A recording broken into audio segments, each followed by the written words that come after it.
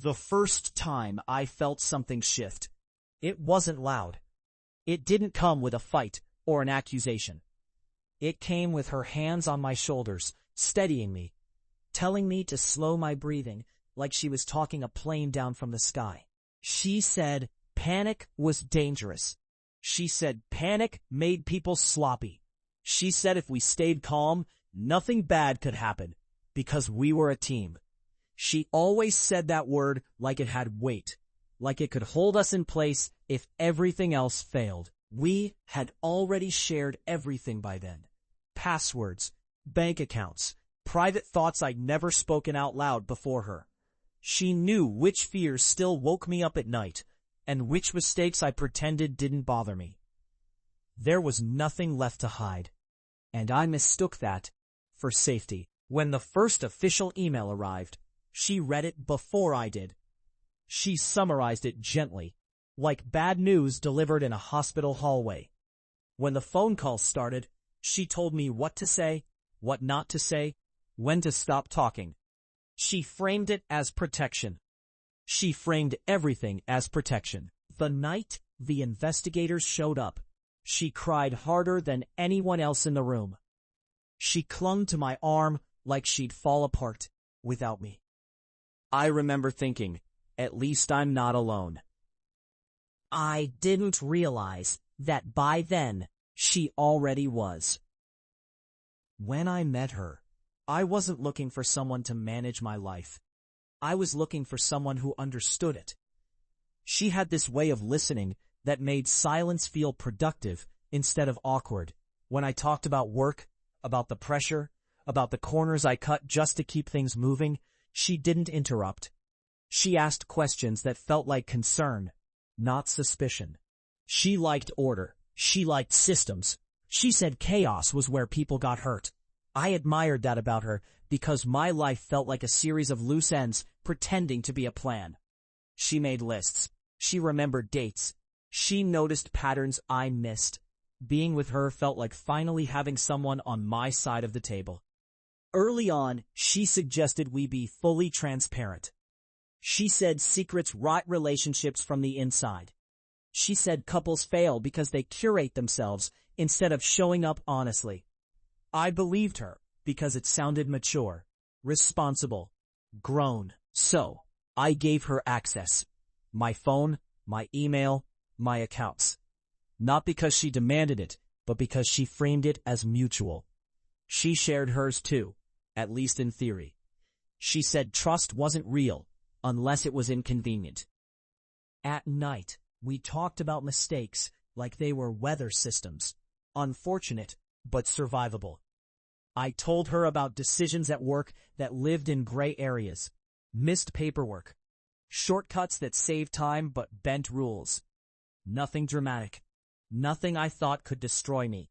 She listened carefully, sometimes asking me to repeat details so she could understand the full picture. She said understanding protected us. When I worried out loud, she soothed me. She said people get in trouble when they panic, not when they make honest mistakes. She said the world was full of people who looked worse on paper than they were in real life. She said if anyone ever questioned me, we'd make sure my story was told properly. That word again, we. She helped me phrase emails. She suggested which conversations were worth documenting and which ones would only create noise. She said clarity mattered. She said tone mattered. She said consistency mattered. I started to rely on her judgment more than my own, not because she asked me to, but because it felt easier. The first time I felt uneasy was small. I caught her taking notes during one of our late-night talks. When I asked about it, she laughed and said stress made her forgetful. She said writing things down helped her sleep. She said I should be grateful someone cared enough to keep track. I told myself I was lucky. By the time pressure from work increased, by the time questions started circling closer, she had already positioned herself as my anchor.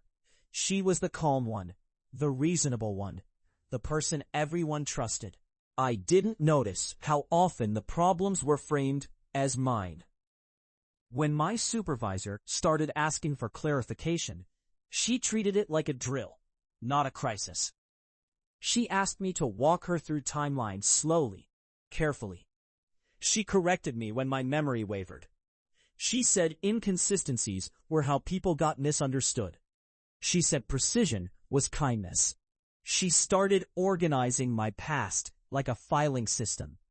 Emails sorted by relevance. Messages flagged. Documents saved in folders labeled with dates and outcomes. She said she was helping me prepare, just in case.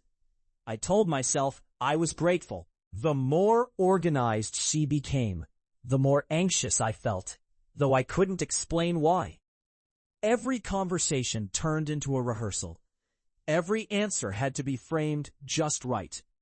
She would stop me mid-sentence and suggest a cleaner version, one that sounded calmer, one that sounded less defensive. She said defensiveness looked like guilt. When the internal review became official, she cried. She cried in front of friends, in front of my family. She said she was scared for us. She said she believed in me completely. Her grief made my own fear feel selfish, so I swallowed it. At home, the questions intensified. She asked me to repeat stories again and again, always under the guise of reassurance. She said knowing the details helped her feel grounded. She said uncertainty made her anxious. I didn't realize she was testing my consistency. When the investigators requested records, she already had them. When they asked for timelines, she provided context. She never lied. She clarified. She used my words, my emails, my confessions. Each one placed me closer to the center of the narrative. I started to feel like my life was being narrated by someone else. The day they asked to speak with us separately, she squeezed my hand and told me to tell the truth. She said truth was our only defense. Her voice was steady. I answered questions until my throat hurt. I waited for her to come back. She didn't. Later, I learned she had already spoken, extensively, calmly. She framed herself as concerned, not complicit. Supportive, but afraid. She said she loved me, but she loved integrity more. By the time I realized what was happening, the shape of the story had already been set. The truth didn't arrive all at once. It leaked in through paperwork, through transcripts, through the pauses people took before answering me. I saw my life reduced to patterns, my intentions flattened into risk factors. She had been preparing long before anything went wrong. Quiet consultations, hypothetical questions, careful documentation. She framed it all as concern. She framed herself as someone trying to hold things together while I spiraled. The shared bank accounts became evidence of my control. The passwords became proof of my access. The secrets I'd trusted her with became indicators of instability. She didn't fabricate anything. She curated it. When she testified, she cried again. She talked about pressure, about fear, about loving someone who was becoming dangerous. She said she stayed longer than she should have because she believed in teamwork. She said she left when she realized staying made her complicit. People nodded. People sympathized.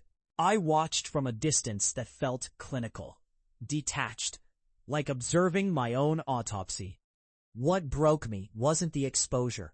It was the realization that intimacy had been one-directional. I had offered vulnerability. She had archived it.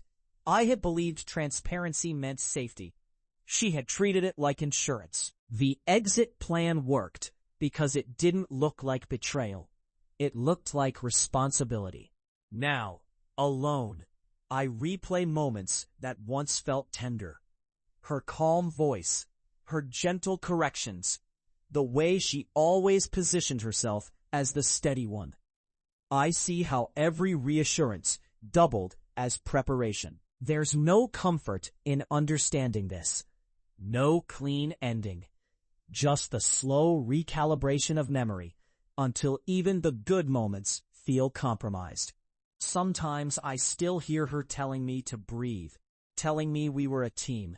I don't argue with the memory anymore. I just sit with the knowledge that the most dangerous thing I ever did was confuse being known with being safe.